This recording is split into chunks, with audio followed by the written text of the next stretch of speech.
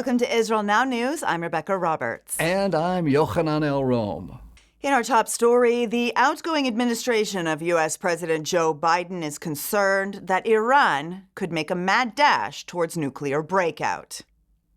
U.S. National Security Advisor Jake Sullivan recently warned that a weakened Tehran could make a break for the bomb. Germany, the United Kingdom, and France have addressed the United Nations Security Council, warning that Iran's stockpile of highly enriched uranium has reached unprecedented levels. They warn that Tehran now has the capability to rapidly produce enough fissile material to make several nuclear bombs. For 4 years, the Biden administration led a campaign of appeasement, releasing billions of dollars in sanctions and allowing the Islamic Republic to race towards nuclear proliferation virtually unchecked. Now, just weeks before President Donald Trump resumes office, Biden officials are expressing concern that Iran will escalate and make the bomb. Israel is closer than ever to securing a hostage exchange deal. Israeli officials continue to work for the release of all hostages held in Gaza. The IDF's campaign to destroy Hamas has driven the terror group's remaining leaders back to the negotiating table. Israeli Prime Minister Benjamin Netanyahu told the Knesset there has been significant progress in the talks. Meanwhile, Jerusalem disclosed the names of captives whose lives are at immediate risk. Their freedom is at the top of Israel's list of demands. Netanyahu reiterated Israel's determination to return every hostage, but he warned that leaving Hamas in power will only bring future disasters to the Jewish people in the land of Israel. The Jewish people were saved from an unimaginable tragedy last week when missiles fired by the Houthi rebels in Yemen hit a school and a playground. 16 people were lightly injured in the attack, but miraculously, no one was killed. Israeli Prime Minister Benjamin Netanyahu confirmed that Israeli fighter jets struck dozens of terror targets throughout Yemen, and he vowed to target Houthi leaders. He said after Hamas, Hezbollah, and the Assad regime in Syria, the Houthis are almost the last remaining arm of Iran's evil axis. Netanyahu said that the Iranian-backed Houthis are learning the hard way that whoever harms Israel pays a very heavy price. Schools and government institutions throughout Iran have been forced to shut down after widespread power outages have crippled the country. Despite Tehran's massive gas and oil reserves, Iran's domestic energy supply is severely depleted. In February, 2 major Iranian pipelines were attacked, halting the flow of gas to millions of people across the radical Shiite country. The New York Times reported that Tehran attempted to minimize the damage by using its gas reserves, which are rapidly drying up. The Times noted that mismanagement, corruption, and wasteful consumption led to Iran's current energy crisis. Sweden has announced that it will halt funding to the United Nations Relief and Works Agency. This notoriously corrupt UN body works exclusively for Palestinians and has been infiltrated by terrorists.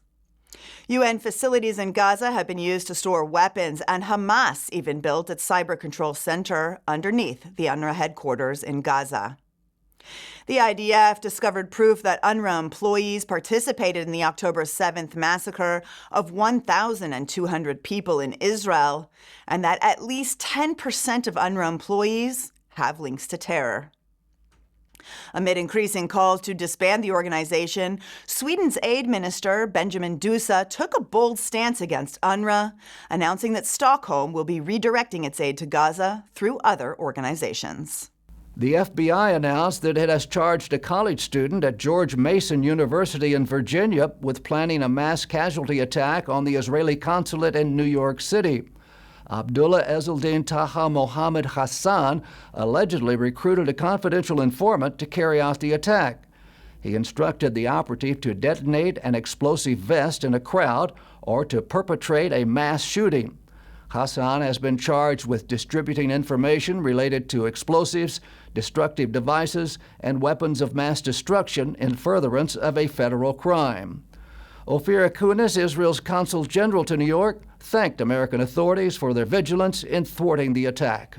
Poland has warned that it will arrest Israeli Prime Minister Benjamin Netanyahu on charges of war crimes if he attempts to enter the country for a state visit to Auschwitz. Warsaw cautioned Netanyahu not to attend the 80th anniversary of the liberation of the death camp, saying that he would be detained in compliance with the International Criminal Court's November ruling to arrest Israeli leaders for war crimes. Auschwitz was the site of the biggest genocide against the Jewish people during the Holocaust, and now the prime minister of the only Jewish state in the world is barred from going there. U.S. Senator Ted Cruz has vowed that the anti-Semitic protests that took college campuses by storm will end on January 20th when Donald Trump is sworn in as president. The Texas GOP lawmaker said that once the Republicans take control of the Senate and the White House, the law will be enforced against colleges across the United States. Cruz warned that universities that tolerate anti-Semitism will lose their federal funding. He added that American students who take part in violent protest and threaten other students will be expelled and arrested. And foreign students taking part in anti-Semitic demonstrations will be deported. Christians living in areas controlled by the Palestinian Authority continue to suffer unimaginable persecution, and many of them have fled their communities to live in Israel. A new report released by the Jerusalem Center for Security and Foreign Affairs reveals the deteriorating demographics of Christians living in Arab cities. The study notes that violence and coercion have caused up to a 90% decline in the Christian population in areas controlled by Hamas or the Palestinian Authority. For example, a survey conducted in Bethlehem in 1950 revealed that Christians made up 86% of the population. This number plummeted to less than 10% after the Palestinian Authority took control of the city in 1994. Christians still living in the city report discrimination, harassment, and forced conversion to Islam under the PA. The governor of the Benjamin Regional Council announced that he has received a major donation to fund the initial phase of the first emergency medical and trauma center in the biblical heartland. More than 100,000 people live in towns that comprise the area of Benjamin. They are forced to travel to Jerusalem for emergency medical care, and many victims of terror attacks have succumbed to their wounds en route to distant hospitals. Israel Gantz has made it his mission to open a trauma center in Judea and Samaria. For the last 8 years, he has worked to raise the necessary funds to build a state-of-the-art medical facility in the heart of the Benjamin region. Recently, Gantz received the boost he needed to launch the project when John and Nina Nanasi pledged a $10 million donation to build the medical center. Gantz thanked the family for playing a central role in saving precious lives in Israel. Israelis are lining up to live in the northern community of Trump Heights. This beautiful town was named in honor of the president after he became the first and only world leader to recognize Israel's sovereignty over the Golan Heights. According to the New York Post, there are more than 2,000 Israelis on the waiting list to move to Ramat Trump. Israel is preparing to fortify the north, and Israeli Prime Minister Benjamin Netanyahu recently announced his goal to double the population of the Golan Heights. The Israel Allies Caucus in Brazil has expanded to become bicameral. A group of Brazilian senators have joined 70 deputies in Congress to maximize the caucus's influence in pro-Israel Brazilian affairs. This expanded cooperation will bolster support for the Jewish state in opposition to Brazilian President Lula da Silva. Josh Reinstein, the president of the Israel Allies Foundation, said the new bicameral caucus is very important for Israel, especially when we are under military and diplomatic attack. He thanked Senator Carlos Viana and Congresswoman Giovanna de Sá for mobilizing Brazilian deputies and senators in this effort to support Israel through faith-based diplomacy. As 2024 comes to a close and we begin a new calendar year, we at Israel Now News would like to wish our viewers a happy, healthy, and successful 2025. Happy New Year.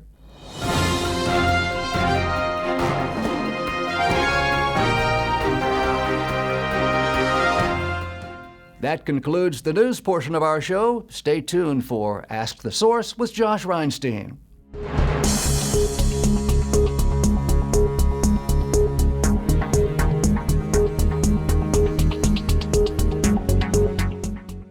Hello and welcome to Ask the Source. I'm your host, Josh Reinstein, and we're here in our beautiful studio in Jerusalem. My guest today is Rawan Osman. She's a peace activist from Syria. Rawan, thank you for being on the show. Thank you, Josh. Thanks for having me. It's interesting, you're a peace activist and you've been supporting peace between Israel and Syria, yet some people, maybe most people in Syria, find that to be controversial. Why so?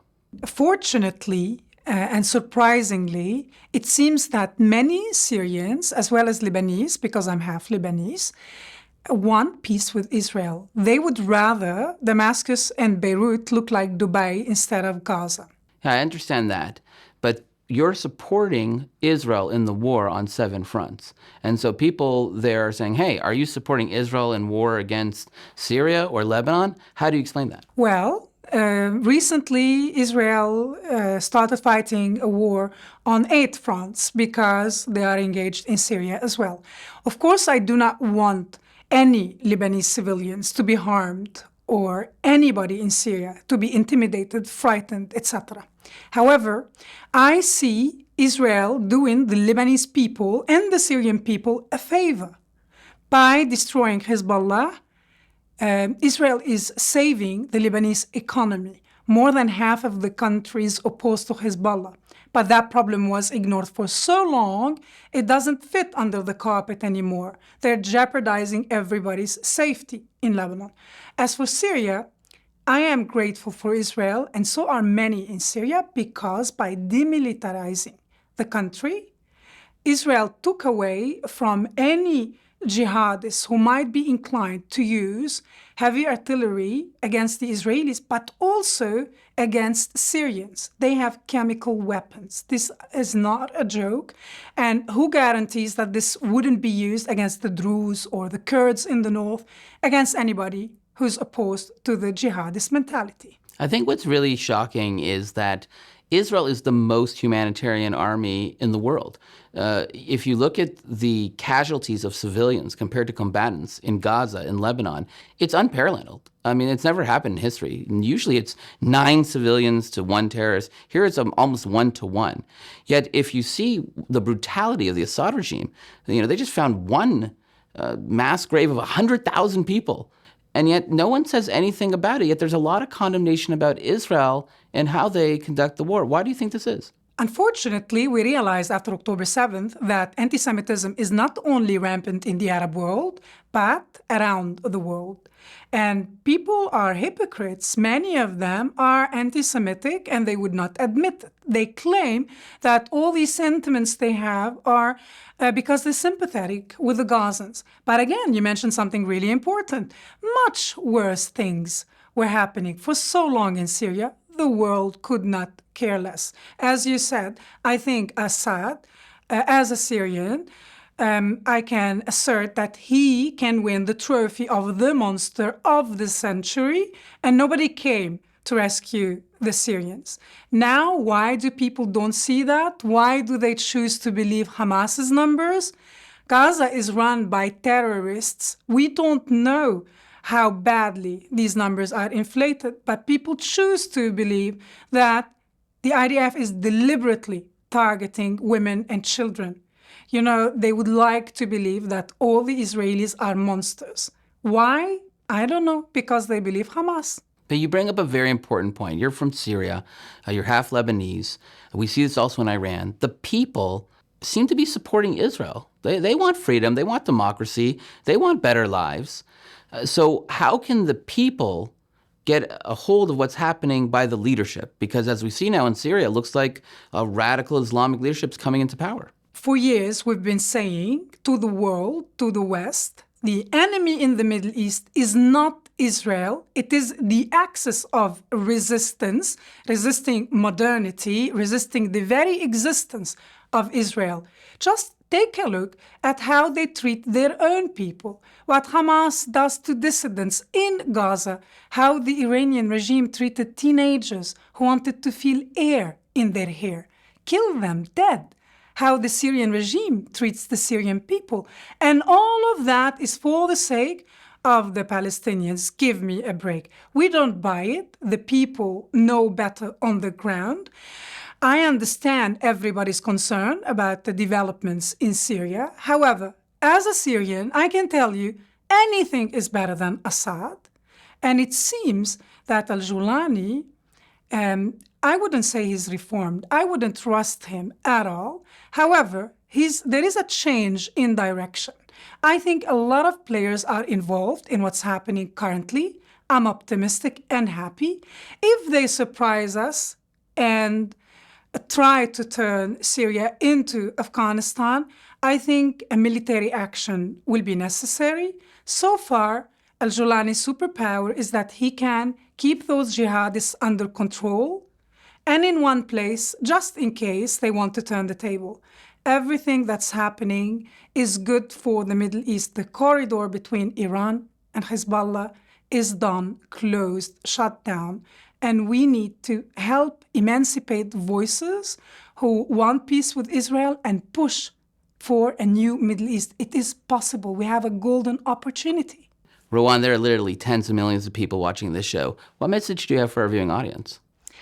Well, if we cannot imagine peace, how can we achieve it? We need a little faith, and you should support the people. And we will see sooner than we've all imagined a new Middle East. It is the best thing that can happen for the peoples on the ground, not the regimes in the Middle East. Thank you, Rawan, for being on the show. And thank you for tuning in to Ask the Source. I'm your host, Josh Reinstein, wishing you a happy new year and a more peaceful new year to come. Now back to the studio.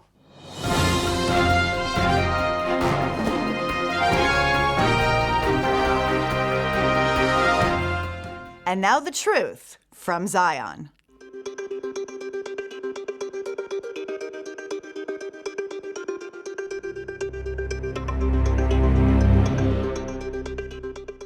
The Abraham Accords are a diplomatic success that seemed completely unimaginable until they were actually signed. Today's signing sets history on a new course. In 1979, Egypt and Israel signed the Camp David Accords, which was the first normalization agreement between the Jewish state and an Arab nation, but it did not come without pain. Just 6 years earlier, the two nations were at war. In 1994, Jordan became the second country to normalize relations with Israel. The Abraham Accords offered a remarkable departure from decades of regional tensions and conflicts. Powerful Arab nations recognized Israel and agreed to work together as partners for innovation and regional stability after years of holding out for a resolution to the Israeli-Palestinian conflict to come first. In September 2020, this historic event captured the world's attention. The Middle East has made a significant step towards peace. President Trump declared the pact the dawn of a new Middle East. The momentous agreement facilitated the normalization of diplomatic relations between Israel and two Arab nations, the United Arab Emirates, known as the UAE, and Bahrain. The groundbreaking agreement has paved the way for new alliances and cooperation in the Middle East. After these powerhouse nations made it official, Morocco joined the accords and Sudan followed soon afterwards. Economic and cultural exchanges continue to expand with all four countries. The document was created by Jared Kushner, senior advisor to then President of the United States Donald Trump, and Avi Berkowitz, the special representative for international negotiations. They represented the United States government's efforts to foster peace and normalization between Israel and the moderate Arab nations, bringing to the surface negotiations that had been under wraps for a long time with the UAE and Bahrain. It was a huge deal because 26 years had gone by since any Arab nation had penned a peace agreement with Israel. The Abraham Accords are important because they overturned all assumptions about peacemaking in the Middle East. The assumptions were Israel had to withdraw to the 1967 borders, we had to uproot tens of thousands of Israeli citizens from their communities, that we had to redivide Jerusalem and create a Palestinian state in order to get an agreement with any other Arab countries. And the answer to all that is no, no, no, no. And moreover, we also got real peace. We got peace with the peoples, and then we got peace with the governments.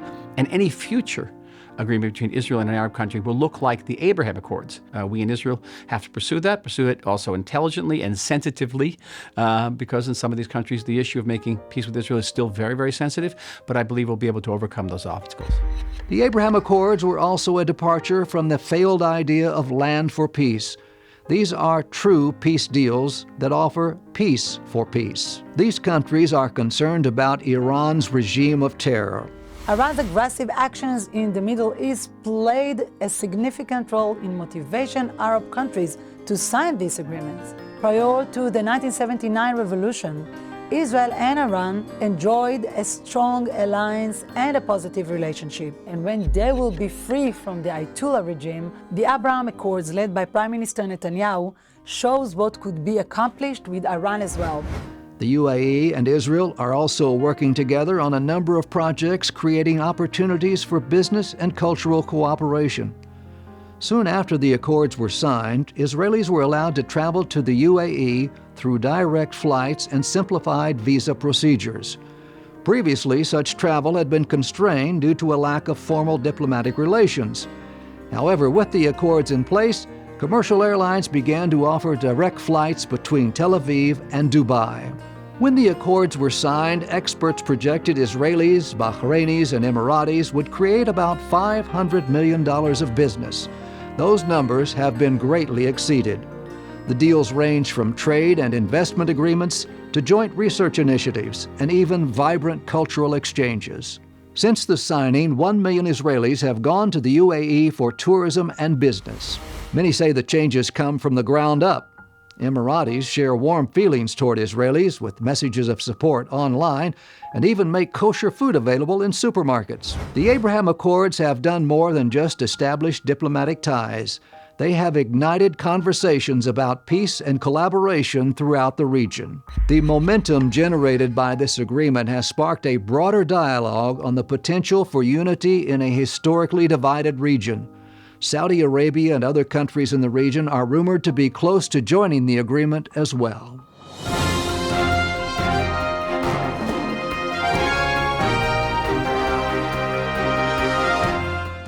Up next, the ICEJ report from the International Christian Embassy, Jerusalem.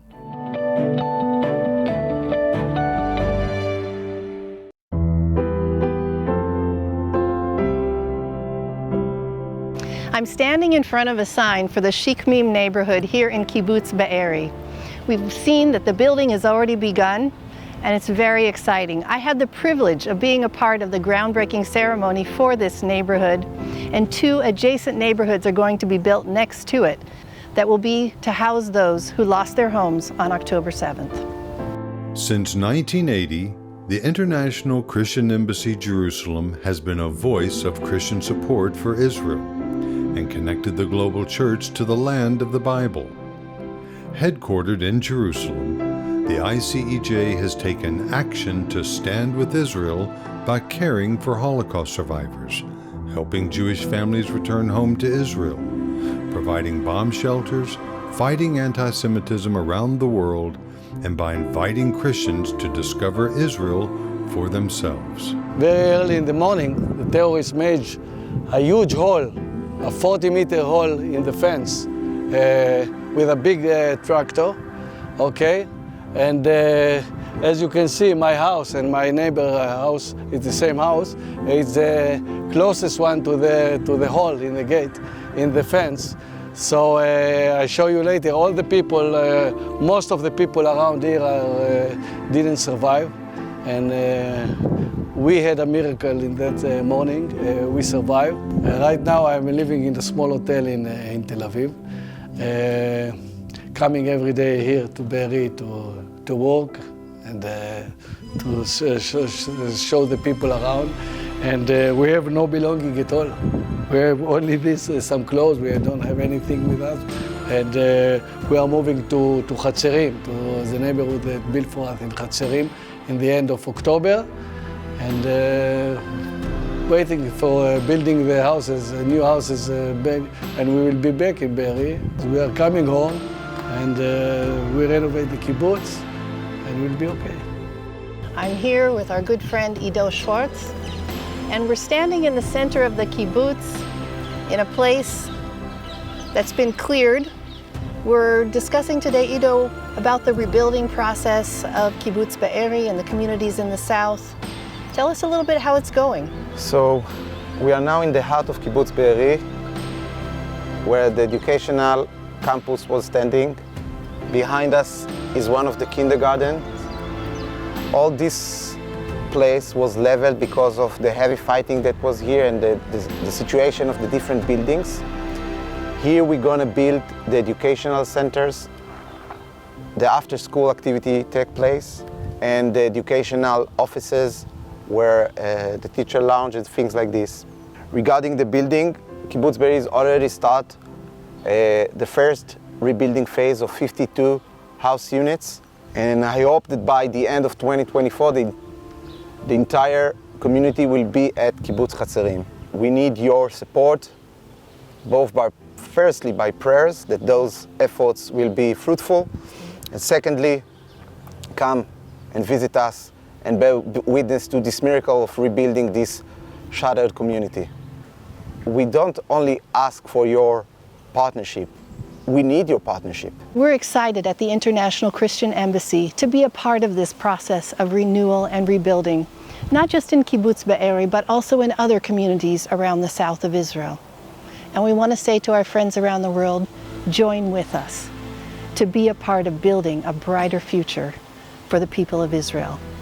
After Hamas brutally attacked Israel on October the 7th, 2023, the ICEJ has been actively standing with Israel and her people through advocacy and urgently needed aid projects. Now is the time for Christians to turn their love for Israel and the Jewish people into real action as never before. Your donation will help deliver bomb shelters to at-risk areas, provide necessary supplies for first responders, support affected citizens with trauma care, and will eventually help rebuild these devastated communities. Visit ICEJUSA.tv to donate online or call 1-800-910-6355 and give your generous gift today.